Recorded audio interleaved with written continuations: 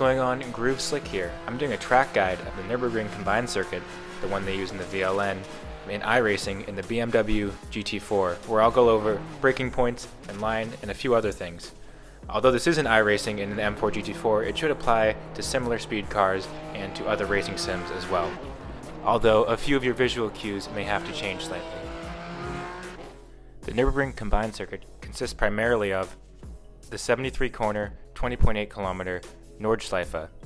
Constructed in 1927, the Nordscheleife was quickly bestowed the name the Green Hell because, despite being surrounded by the lush Eiffel forest, the track's length and lack of driver safety made it the most daunting on the Formula One calendar, until Niki Lauda's crash in 1976 sealed the track's fate. The only way the Nürburgring could continue hosting Formula One races was to build a completely new circuit just south of the Nordschleife. The reduced track length and increased runoff area made this a much more reasonable circuit for the Formula One cars. And despite the most recent Formula One race being in 2013, there are strong rumors that Formula One cars will be back at the end of 2020. When you connect the sensible and modern GP circuit with the daunting Nordschleife, you end up with the Nürburgring Combined circuit, a combination of racing history and modernity all wrapped into one, host of the most grueling 24-hour race in the world. This week, iRacing's Michelin Pilot Challenge Series is racing there. That consists of the Audi TCR, the Porsche Cayman GT4, and the BMW GT4. This week, I'll be taking my chances in the BMW GT4, so without any further ado, let's get started. As I already said, this is one of the most daunting tracks for real-world drivers, so obviously it's one of the most daunting tracks for sim racers too. And it can be pretty intimidating, but I hope that me talking through this lap will kind of help you understand the nuances of this track and learn better how to kind of cope with it and how to put in a good lap time. So anyways, we're here in a qualifying session in iRacing, trying to warm my tires. You'll see later I actually don't do that good of a job warming my tires. Car understeers a lot throughout the first part of the lap. But anyways, here we want to keep the car hard on the left here and get a really good exit onto this front straightaway to start our qualifying lap. And I gotta do a decent job there, have to lift off a little bit on the throttle, but we get a pretty good exit and we're onto the front straight. This BMW is very much production based, so there isn't much downforce and isn't too much power either, so we have to be careful of that in the braking zones. So looking ahead to this braking zone, we can see that there's this marker right here that we're looking at. That's the 150 marker. It's a little bit hard to see here, but that's what we use as our braking marker for this braking zone. On the brakes hard into a very tight right-hander. Now this is a VLN circuit, so we don't do this chicane, we just do that tight right-hander. And we're on the gas hard. We want to lift off through here. It's a slight lift, a little bit on the brakes. My tires are really cold here, so I'm actually losing a lot there. I just have no front end grip. And then we're on the brakes again. Hit the apex. You want to kind of keep the car to the left here so you can swing back, turn in early there. The car wants to understeer a lot, all the way over those curbs in the exit. And then this specific layout has a little cut through that we head to. And I use this transition from brick to grass as my braking zone for this corner.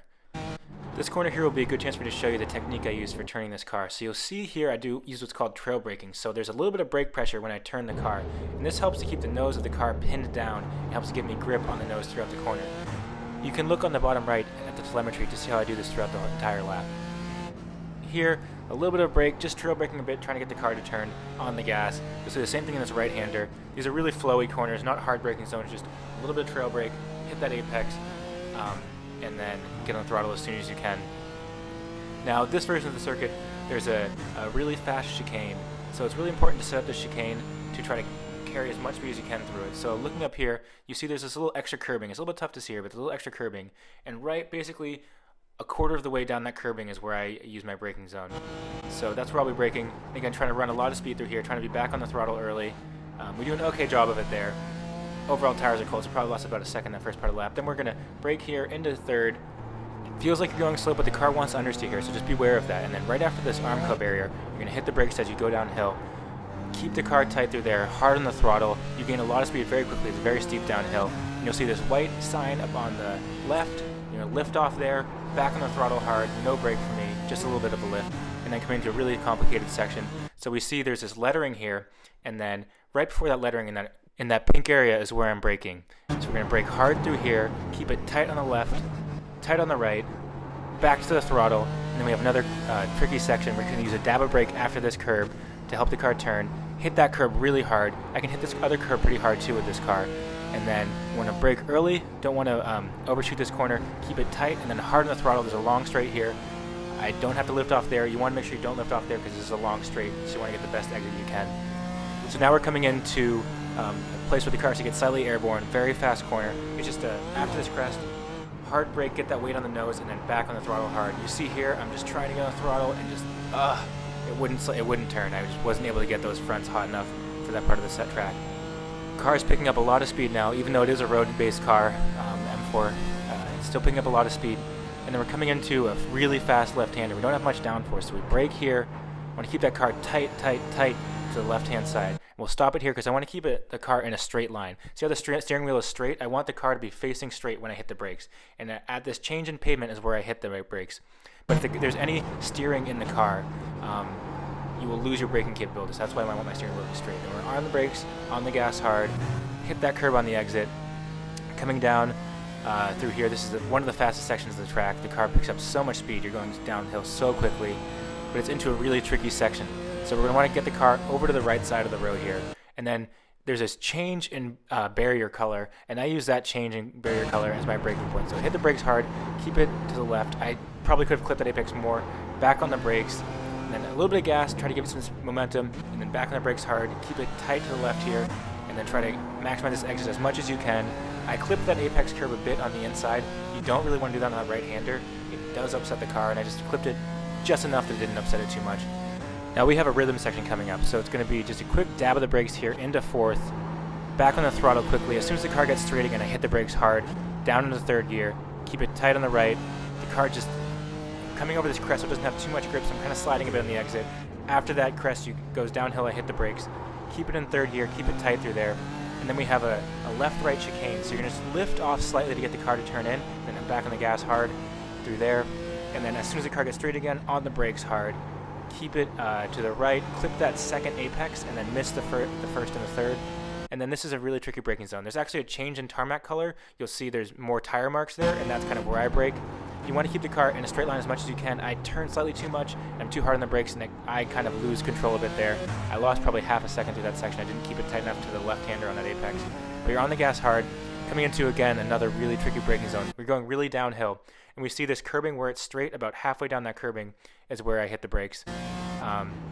But again, it's downhill. The car really wants to understeer, so it's paramount that you get on the brakes hard and on the gas correctly. And then this is a really fast corner. Just a quick dab of the brakes, turn the car in, harden the throttle. It gets loose there. You see me, correct it. It gets loose there, but you can throw so much speed through that corner since it is uphill, much more speed than you would think.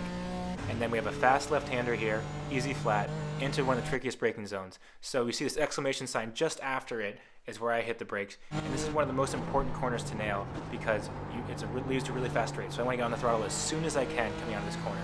On the throttle super, super early, well before the apex.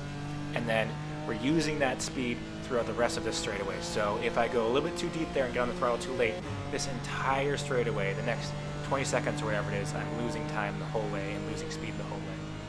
But anyways, this is one place in the track where you kind of notice that the GT4s are lacking a bit of power. I keep saying this, but I wish GT4 cars had about 100 more horsepower. I think that would make them a lot better. But anyways, we're coming up to a really, really fast left-hander, and we'll see up here there's this curbing, and about halfway down that curbing on the right is where I hit the brakes. And I want to keep the brakes pressed throughout the whole corner to keep that nose down and on the throttle really hard, really aggressively, ride it all the way out to the edge. And then we have this blind right-hander that's very fast, just a slight lift in these cars even without that little downforce. And then another tricky braking zone. You can't really see it here, but there's some yellow writing in iRacing, and then just before that yellow writing is where I like to hit the brakes. And I want to keep the car as much in a straight line as I can through here. I always seem to miss the apex or not carry enough speed through there, but it's a tricky corner, but I think it did decently this time. Heading into the most famous corner of the track, the Carousel, you'll see there's this elbow in the track there, or in the curbing, and at that elbow is where I'm hitting the brakes. And I keep the car straight and then throw it in. Ugh, the car makes a really bad sound, scraping the bottom through there. But anyways, on the throttle hard coming out of it, let the car kind of jump out of the carousel into a left-hander that every time it scares me, but I know it's flat, and you just have to do it flat, and then it works. So, flat through that left-hander. At the start of this curbing, on the brakes hard, into fourth gear, keep it tight to the left there, and then roll over this curbing on the left side, hit the brakes at the top of that crest. Late apex there, on the throttle hard, the car gets loose, but you just have to deal with it. And then into a really fast right-hander, lift off the throttle, Slight dab of the brakes as you turn left. Touch this curb on the left. Hit the curb on the right. You can really use that curb. Brake as it starts to go uphill. Carry a lot of speed through this left-hander. I actually go wide through here. I don't know how I didn't get an off track, but I didn't get an off track through there. This car wants to understeer as you go downhill through here. In third gear, up to fourth briefly, back down to third. Again, more understeer. Clip that curve on the right, all the way over here on the left. And then another hard brake as we go uphill down to third gear. I don't carry enough speed through here. I was kind of rattled about almost getting that off track back there. Anyways, we brake here as soon as we start to go uphill. Late apex on the left. We're going to go all the way over this curb on the right. Maximize that exit. Get a little bit loose, but it's okay. And then we're flat through here, coming into the jump, Flugplatz. You want to brake slightly before it, and then again afterwards. Use that brake to help the car turn, and then harden the throttle again. Am I flat through here? Maybe I'm not quite flat. Let's see. Oh, a little bit of a lift, but that's a really fast corner. Again through here, we can be flat, and this section here is just all rhythm. Try to hold the pedal flat. You'll see me, I'm just slightly not quite flat through there, but I could be. And then into a really fast braking zone. We'll see just between these letters here is where I like to brake, and it's really fast, down one gear, and then back hard on the throttle, and then we're going to do brake again just around that lettering, briefly into third, carry a lot of speed through that left-hander. A lot of people overshoot that, and then after this righting, down into third, a lot of speed through here, let the car jump out on the exit, and then we have one corner left, or two corners left, and we're done with the lap. So right here, just right at the end of that curbing is where I brake. And it's a really fast corner. Keep it in fourth gear, just a slight brake. Carry as much speed as you can. You're going to have to lift through here to get the car to turn a bit. A little bit of lift. I lifted maybe a bit too much there, but we're hard on the throttle. Want to maximize that exit. The longest straight on the track. Back in the dotting a hoe. We just have one braking zone left, but it is the trickiest braking zone, in my opinion, on the track. Definitely hasn't been a perfect lap for us around the Nordschleife. We probably lost about 2 or 3 seconds, which is silly little mistakes. But anyone that tells you they had a perfect lap around the Nordschleife is lying. And that's why I love it so much, because it's so different every time. It's really about you being consistent and in control of the car more than you memorizing how to do the perfect line. Anyways, we're coming into here, into the final corner. You're going to see you can really over brake at the start and it actually upsets the car. So I just do a light brake here on the left, light on the right, and then we want to set the car up to be facing forwards, facing straight here. As we come to that left-right sequence. Harden the brakes, and that way we can maximize now this exit. We want to kind of go over to the left pretty far and then come back on the right, and that'll give us a really good exit onto the front straightaway, which we get an okay one there. I probably went slightly too deep. But anyways, we can wipe off the sweat. We made it through a lap. Thank you so much for joining me. I hope this was helpful. I hope you learned something, and maybe it was a bit entertaining too. Thank you so much for watching. I really appreciate it. I love racing, and the goal of the channel is to share that love with you. So thank you so much for watching.